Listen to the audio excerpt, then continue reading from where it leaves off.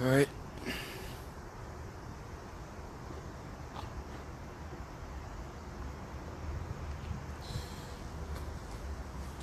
Bonjour, bonjour, bonjour, bonjour, bonjour, bonjour. Mesdames et messieurs, bonjour. Nous cherchons la meilleure visibilité. Ok. Voilà. Certainement, c'est ici. Hein? Ok, peu importe. Le plus important, c'est que le message passe. Ok. Donc, permettez que... Voilà. Bonjour, Laure Aline. Bonjour à Céline Doji. Bonjour à tous ceux qui se connectent en ce moment. Mon nom c'est Eloge Ekissi pour ceux qui vont se connecter pour la première fois. Voilà, c'est votre frère. Cette fois-ci, vous me prenez en direct depuis Paris. Et ce matin, j'ai décidé de passer un message de remerciement et de sensibilisation. Vraiment, j'ai été très ému de retrouver tout un tas de personnes qui avaient l'habitude de me retrouver en direct sur internet, et je tenais vraiment à passer en direct pour vous dire bonjour et merci. Bonjour à tous, bonjour aux frères et sœurs qui se connectent en ce moment. Bonjour à vous, messieurs, dames, qui se connectez maintenant en ce moment, vous qui vous connectez maintenant. Que Dieu vous bénisse. Que Dieu vous bénisse infiniment. Que Dieu vous bénisse énormément. Et vraiment, je tenais à vous dire merci. Paris ne m'a pas déçu. Paris ne m'a pas laissé tomber. Paris ne m'a pas abandonné. Et tout le monde a été vraiment formidable hier. Au départ, on avait une petite crainte quant à, vous voyez, à la grève qui a lieu. Et on se disait, peut-être que le jeudi, il n'y aurait pas assez de personnes. Et puis on se disait, vendredi, samedi, on va faire le plein de la salle. Et on se disait, bon, écoute, s'il y a des gens qui viennent, gloire à Dieu. S'ils ne viennent pas, gloire à Dieu. Mais on a été vraiment surpris de voir que la salle était pleine à craquer hier. Et j'ai été vraiment ému. Je tenais à dire merci à Jésus-Christ de Nazareth qui a fait ce miracle. Je tenais à dire merci aux uns et aux autres qui ont participé, qui ont contribué, qui se sont battus pour que le programme de Paris ait lieu. Bien aimé, nous ne sommes qu'au deuxième jour du programme, c'est-à-dire que le programme était censé avoir lieu le jeudi, le vendredi et le dimanche. Et hier, les gens étaient émus, les gens ont prié, les gens ont appris beaucoup de choses. Et je tenais à passer en direct ce matin, bien avant la deuxième partie du programme, pour vous dire merci, et je suis touché. Je remercie énormément les organisatrices qui ont été professionnelles. Elles ont vraiment été à la hauteur, et on peut même dire que le monde est surpris d'une telle organisation. Tout était complet. Il y avait aussi Madame Mbangas qui faisait la navette entre la gare et la salle de conférence. Les gens étaient transportés et j'étais heureux de voir toute cette foule, de voir que les gens sont venus de Danemark, les gens sont venus de, où encore là, de Belgique, Danemark et puis quoi encore. En tout cas, les gens sont venus de partout pour participer au programme. Hollande était là, Danemark était là, Belgique était là. Vraiment, je dis merci. Merci à Jésus-Christ de Nazareth. Je lui rends gloire et honneur. Quand il te promet, il ne t'abandonne jamais. Jésus, le Seigneur n'est pas un homme pour mentir. Quand il te promet qu'il t'accompagnera dans toutes tes batailles, assure-toi de mener cette bataille parce que tu la gagneras. Bien-aimé, je suis là pour dire merci à Dieu, mais pour te dire aussi d'avoir confiance en Dieu. Ok? Je suis là pour te dire, ne désespère jamais, parce qu'il est arrivé tout un tas de trucs qui pouvaient me pousser à abandonner cette vision. Tout un tas de trucs qui pouvaient me dire, Eloge, dans tous les cas, tu es un coiffeur, pourquoi tu ne vas pas faire la coiffure? Eloge, tu as un diplôme international de sport, pourquoi tu ne vas pas ouvrir un centre de sport?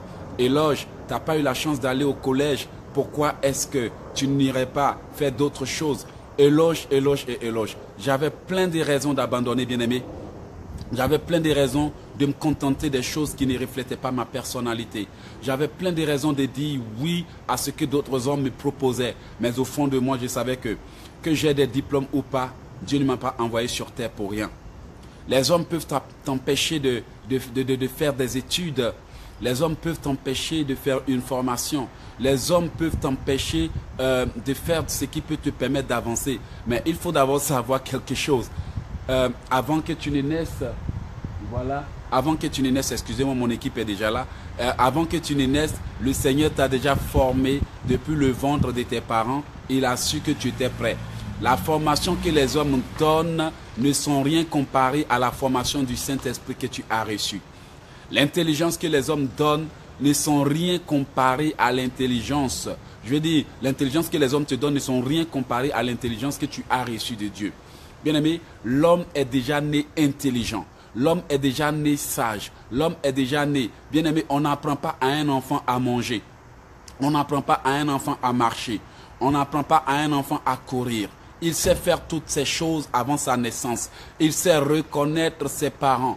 Il sait même, sans même apprendre quelque chose à l'enfant, un beau jour, l'enfant est là et te dit maman. Tu te dis, mais comment ça? Ouh, il a dit maman. Il a dit papa avant de dire maman. Oui, parfois ils disent maman avant de dire papa, papa avant de dire maman, et puis chacun s'en glorifie.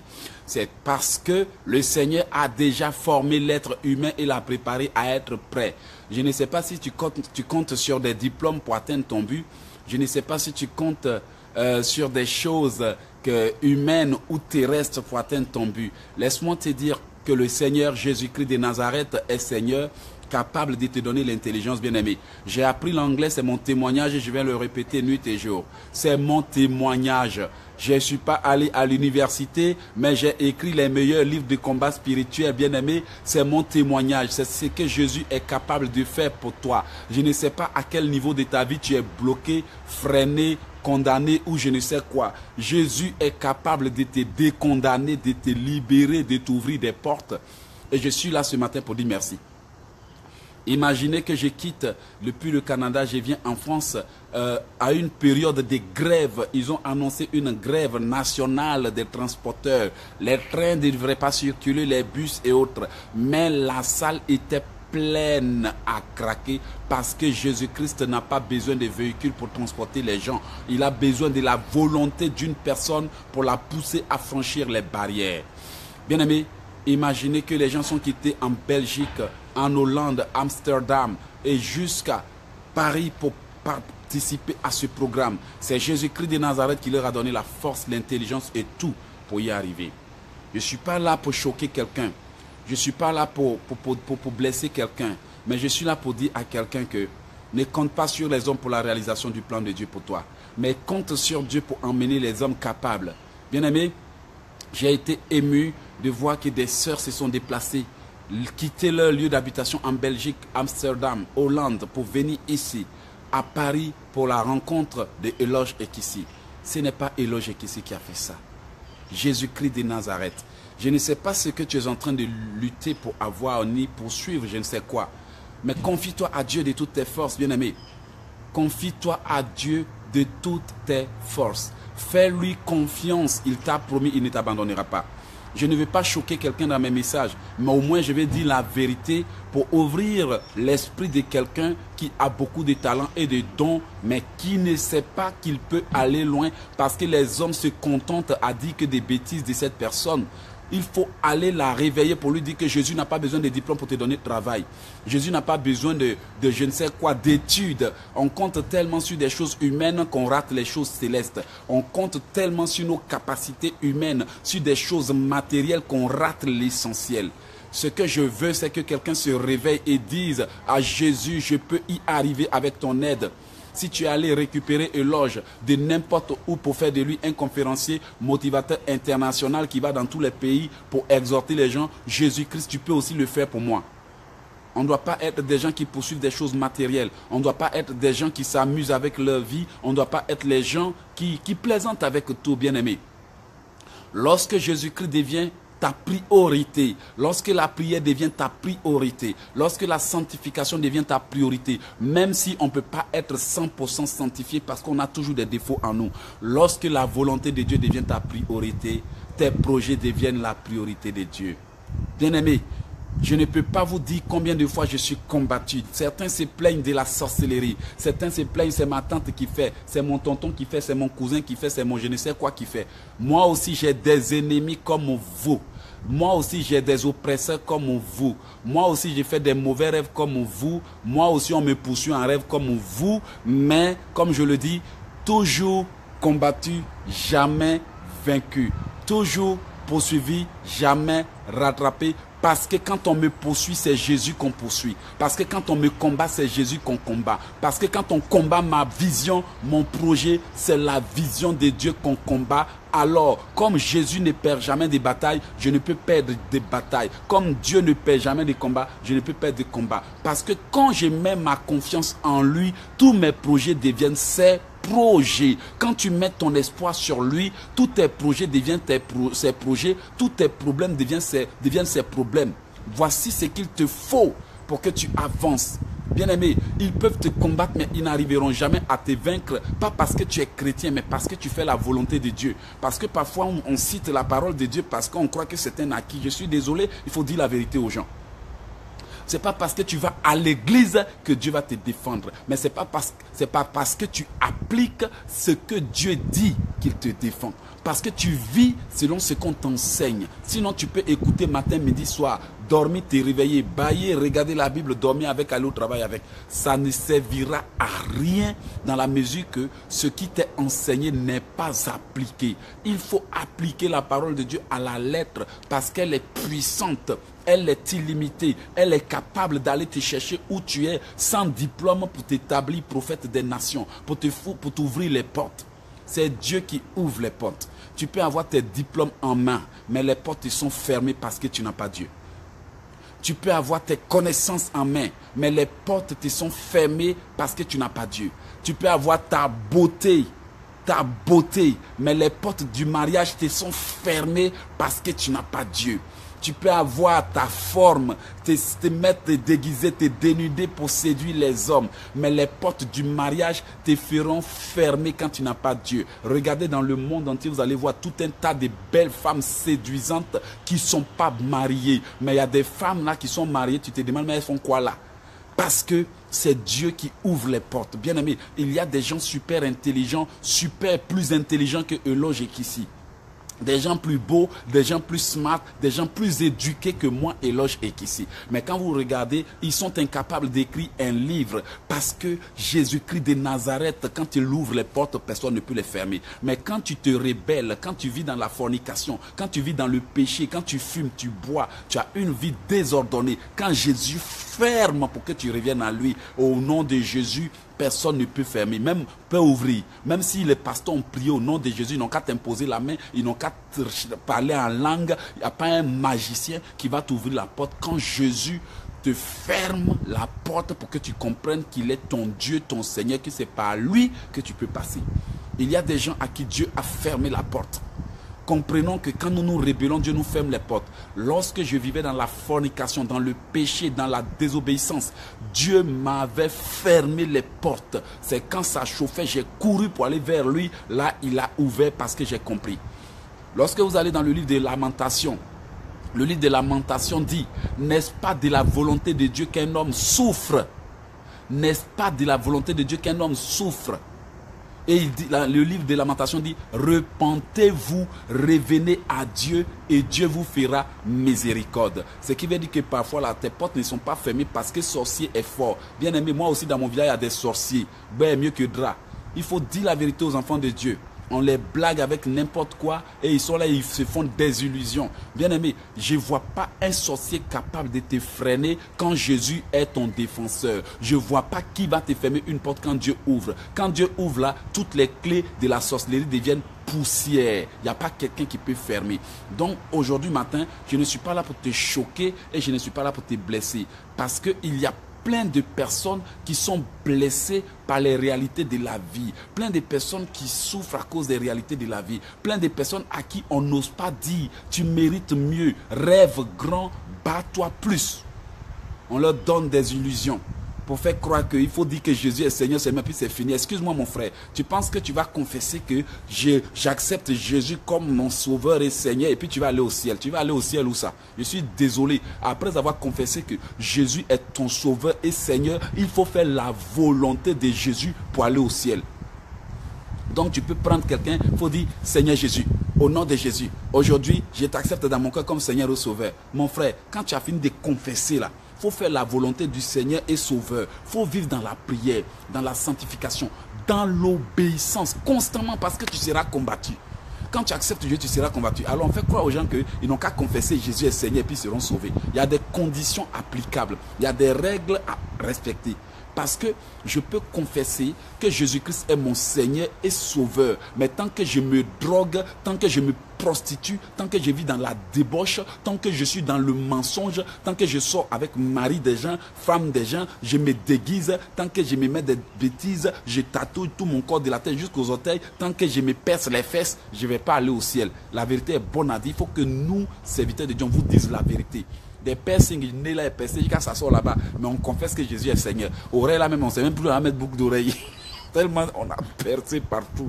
Nez même on a percé. Lèvres même on a percé. Langue même on a cousu. Et puis on est là, Jésus est Seigneur. Jésus n'a pas besoin de ces conneries. Excusez-moi de le dire, la vérité fait mal. Je ne vais pas choquer quelqu'un. Parce qu'il y a plein de personnes qui sont choquées par les réalités de la vie. On les empêche de bien prendre soin d'eux. On ne leur dit pas la vérité. Mais regardez toutes ces sœurs qui luttent. Elles ne sont pas moches. Elles ne sont pas vilaines. Mais comme le diable arrive à planter des choses dans leur vie qu'on ne leur dit pas d'enlever, par contre, le diable a le pouvoir de les bloquer.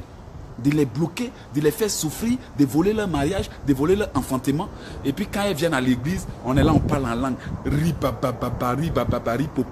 On finit de parler en langue, tu imposes main, il n'y a pas résultat parce que la main que tu vas imposer ne va pas trouver l'onction de Dieu dans la vie de la personne. Il faut dire aux gens qu'ils méritent mieux. Parce que la vie maltraite tellement les gens que beaucoup sont en train de faire des conneries pour de l'argent. Alors que quand vous regardez les enfants de Dieu, ce sont des gens qui sont remplis de dons, ils sont remplis de sagesse, ils sont remplis d'intelligence, ils sont remplis de visions, ils sont remplis de projets. Dieu les a emmenés pour accomplir des choses. Et puis là, on les laisse gâcher leur vie, on n'ose pas dire la vérité parce qu'on veut sauver nos poches. Qui va aller au ciel avec l'argent? On s'en fout de l'argent tant qu'on perd notre âme, l'argent ne sert à rien. L'argent ne sert à rien. Voici ce que Jésus attend de nous tous. L'obéissance à sa volonté. Ce n'est pas le fait de confesser que je suis chrétien. La Bible même dit que ce n'est pas ceux qui disent Seigneur, Seigneur qui iront au ciel. Mais c'est ceux qui auront fait la volonté de Dieu. Que nous soyons pasteurs, que nous soyons évangélistes, que nous soyons prêtres ou je ne sais, prêtresses ou quoi là. Oublions d'abord nos intérêts et disons la vérité aux gens. Bien-aimé, si moi je te prêche que tu ne m'envoies pas ta dîme, ça c'est ton problème, c'est entre Dieu et toi. Si je te prêche que tu ne m'envoies pas ton offrande, ça c'est ton problème. Au moins je te dis la vérité pour que ta vie change. Parce qu'il y a du monde qui souffre. Il y a du monde qui souffre. La vie est tellement dure. Mais la vie n'est pas dure. Dieu ferme l'oreille au cri des pécheurs. La prière du pécheur est une abomination.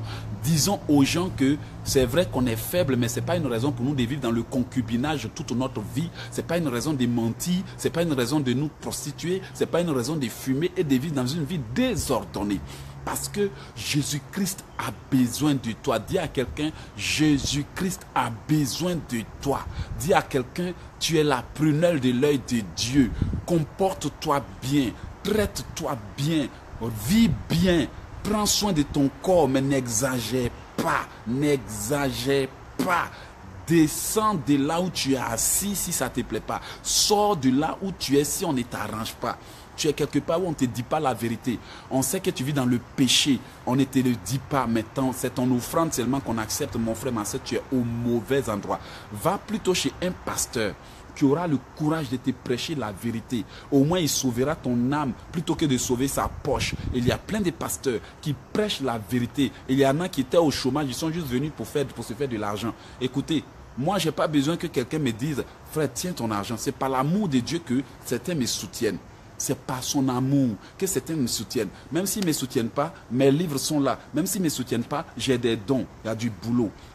Le plus important, ce n'est pas notre poche.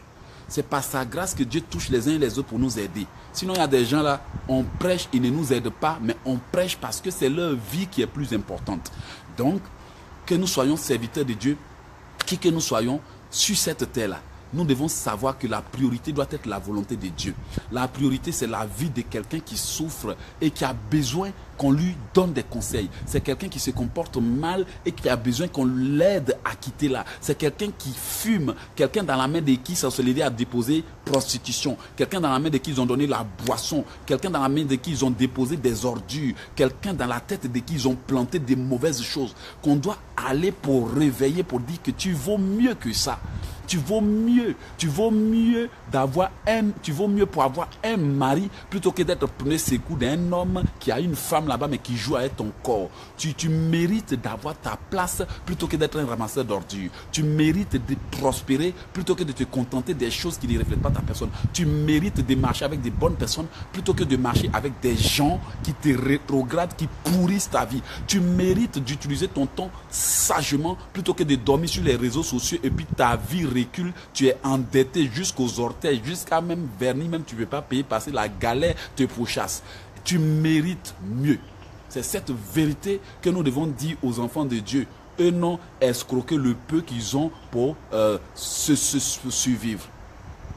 Il faut dire la vérité. Même si ça ne plaît pas à quelqu'un, au moins je me tiens là pour l'amour de Dieu. Je souhaite que cette personne avance. Donc je souhaite que cette personne-là prospère. Je souhaite qu'elle prospère. Peut-être que c'est toi cette personne. Elle te dit, mon frère, si tu as un ami qui ne te dit pas la vérité là, il faut le chasser. Si tu as quelqu'un qui te prêche mais qui ne te dit pas la vérité, il faut quitter là. Quitte-la. Va chez un pasteur qui dit la vérité comme elle est. Va chez quelqu'un qui va te dire la vérité, qui dit, mon frère, je t'aime bien, mais je veux que tu arrêtes de fumer. Ma soeur, je t'aime bien, mais je veux que tu arrêtes de faire ça. Mon frère ou mon papa, je t'aime bien, mais je veux que tu corriges ça. C'est ça le véritable amour. On ment aux gens, on se tait par amour. Bien aimé, même si celui qui aime couvre les fautes, ce n'est pas toutes les fautes qu'il faut couvrir. Parce qu'il y a des fautes, quand tu couvres là, tu deviens complice. Il y a des choses là, tu vois, tu t'étais là, tu deviens complice. C'est pour ça qu'il y a des gens dont le sang d'autrui risque de retomber sur eux. Tu peux l'évangéliser, tu te tais. Tu peux lui dire de changer dans ta vie, tu te tais. Tu peux lui dire de corriger ses choix, tu te tais.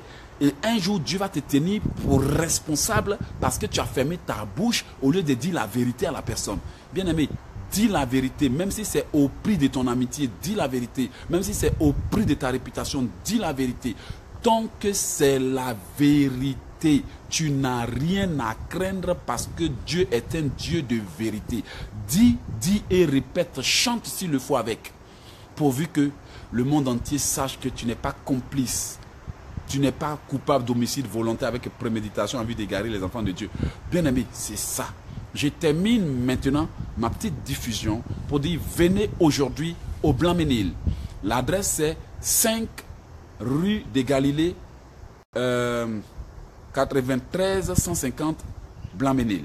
Le Blanc-Ménil. J'ai retenu ça maintenant. 5 rue des Galilées, 93 150 le Blanc-Ménil. Voilà, nous sommes au Blanc-Ménil à Paris. Alors, la conférence encore aura lieu. Hier, la salle était pleine à craquer. Aujourd'hui, le programme est dédié au mariage. Les gens qui ont le mariage bloqué, les gens qui ont les affaires bloquées, les gens qui ne savent même pas où ils vont dans la vie, les gens qui disent que ouais, quand un homme vient demain, il goûte demain, il s'en va, la vérité est bonne, a dit, venez prier. Après là, c'est pas pour dire, pasteur, il faut prier. Je ne trouve pas d'homme, il n'y a même pas un qui dit bonjour. Il faut venir prier pour ton mariage. Aujourd'hui là, on va mettre le feu. Merci beaucoup à tous ceux qui étaient là hier. Notre diffusion prend fin. L'équipe m'attend et tout le monde est déjà prêt et je dois vous quitter. Mais, comme je le dis, l'objectif n'est pas de choquer quelqu'un. Je termine en le disant. Mon objectif, quand je dis des choses, ce n'est pas de choquer quelqu'un. Parce qu'il y a déjà des gens qui sont choqués, qui sont blessés par les réalités de la vie. Des gens qui ont besoin d'entendre la vérité.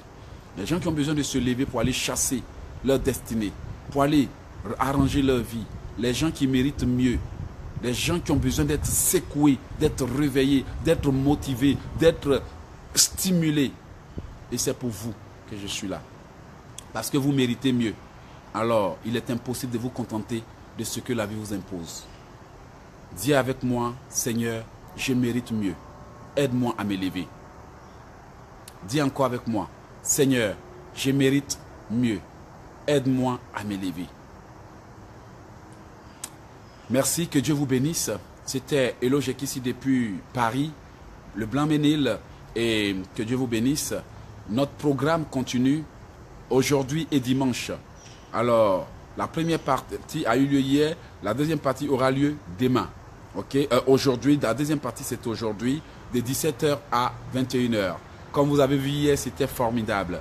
Et je vous invite demain à venir au 5 rue des Galilées, 93 150 le Blanc-Ménil. Alors, j'ai fini et je vous invite à venir me voir. Pour tous ceux qui aimeraient avoir le programme, vous pouvez m'écrire au +1 438 9954 109. +1 438 9954 109. Bientôt, ça sera pour l'Italie. Je serai en Italie, je serai à Atlanta, je serai à Chicago, je serai à Connecticut. J'ai réussi à dire le nom maintenant. Alors, je serai en Martinique. Donc, pour tous ceux et toutes celles qui sont dans ces régions, qui aimeraient avoir des informations concernant mes conférences dans ces lieux-là, bien aimés, entrez en contact avec moi plus tard et je vous donnerai les informations pour participer au programme. Ça a été formidable et je vous dis merci. Merci et que Dieu vous bénisse. Bonne journée. Contactez mon équipe ou contactez moi-même si vous avez besoin d'orientation pour venir à la conférence. Mais n'attendez pas qu'il soit trop tard. Bonne journée, que Dieu vous bénisse. Ma mère restait coincée dans ma poche un instant, j'arrive. Alors, salut, que Dieu vous bénisse. Merci beaucoup. J'ai été ravi de parler avec vous. Salut maman Anna, je t'attends tout à l'heure. Merci à Falémé Pauline. Merci à tous à toutes celles qui ont pris part à cette petite diffusion. Que Dieu vous bénisse, que Dieu vous garde, qu'il vous protège. Merci. Baie est mieux que drap. Merci beaucoup. Bye bye. Ciao. À ce soir.